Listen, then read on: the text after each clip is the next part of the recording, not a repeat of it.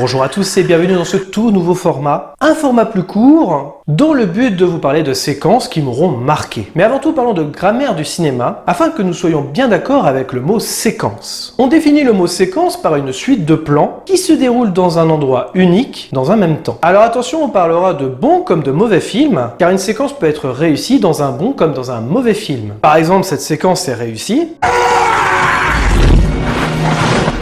Non. On se reverra, mon grand. Mais le film l'est beaucoup moins. Et cette séquence est mauvaise.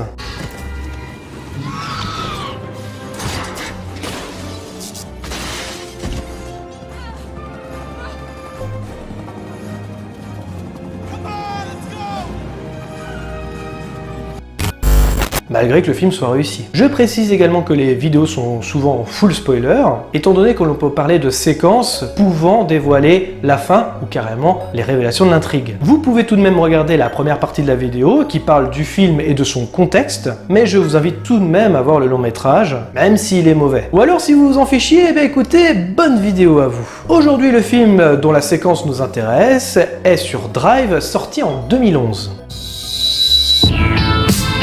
Tu leur as parlé direct. Calme-toi.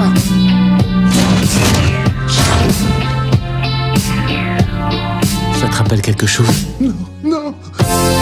There's something inside you.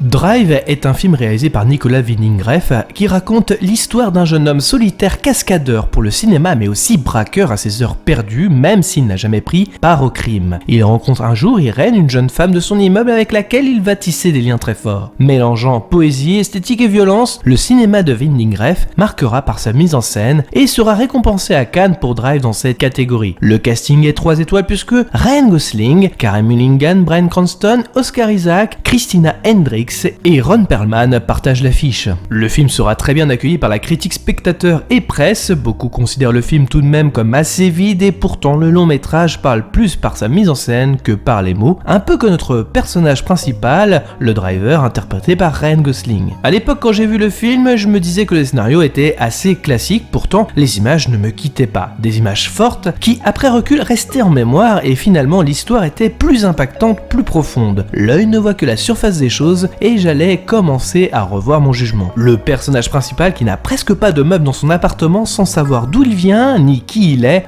de plus en plus intriguant, se révélant presque un ange pour une famille, un démon pour les truands, le manteau du driver avec le symbole du scorpion rappelant la cape du super-héros, ce même symbole qui deviendra littéralement cet animal dans l'ombre comme un scorpion tuant une araignée. Toute cette mise en scène n'ont pas été volées lors du festival de Cannes. J'aurais pu vous parler de cette séquence dantesque où Irène et le driver deviennent libres un tant soit peu avec cette caméra très clipesque et d'une beauté incroyable. J'aurais pu vous parler également de celle-ci aussi, cette séquence mêlant l'amour et la violence dans un ascenseur qui révèle la bestialité du personnage principal, mais la séquence choisie n'est pas forcément celle que vous attendez, non, il s'agit d'une séquence bien particulière. Le fils d'Irène essaie de montrer et de faire peur au driver avec un masque d'Halloween. Cela peut paraître anodin, mais le driver sera également dans la même optique. Lui, il mettra un masque pour se venger. Là c'est différent, c'est que le masque sera sans expression, à la fin symbolisant comme Michael Myers avant lui, toute absence de sentiment, là où l'enfant a la volonté de faire peur avec un masque expressif. En disant cela, on nous prépare déjà sur ces masques qui tombent révélant la bête derrière le masque. Rien que dans la mise en scène, le réalisateur indique ses intentions futures.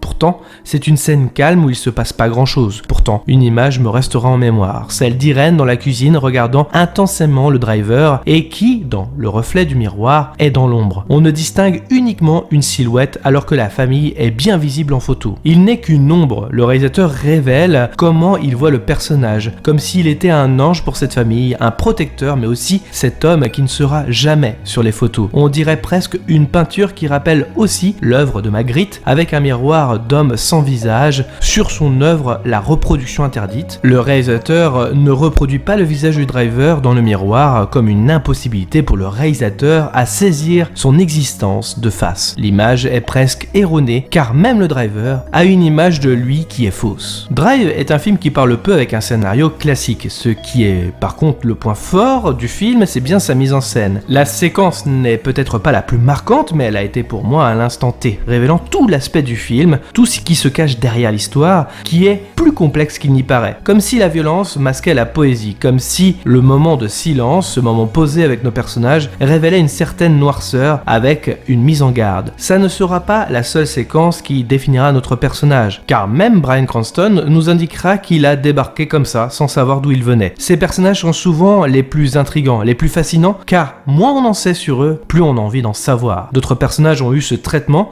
c'était le cas de Joker de Christopher Nolan, qui tarissait sur les clowns, celui de Sa dans les années 90, Neil dans It, ou encore John Wick, qui par sa réputation presque légendaire ne dévoile presque pas son passé. Denzel Washington dans le livre Delhi, Mad Max, ou encore Usual Suspect avec le personnage de Kaiser Soze, et quitte à parler de films avec Kevin Spacey, K-Pax et le tueur de Seven sont aussi admirables. Exemples de personnages dont on sait très peu sur leur passé, que des brives.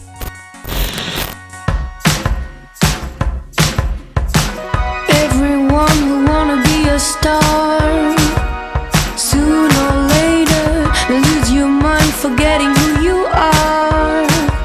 It sounds unreal. Oh, oh, oh, oh, oh, oh, oh, oh. Real.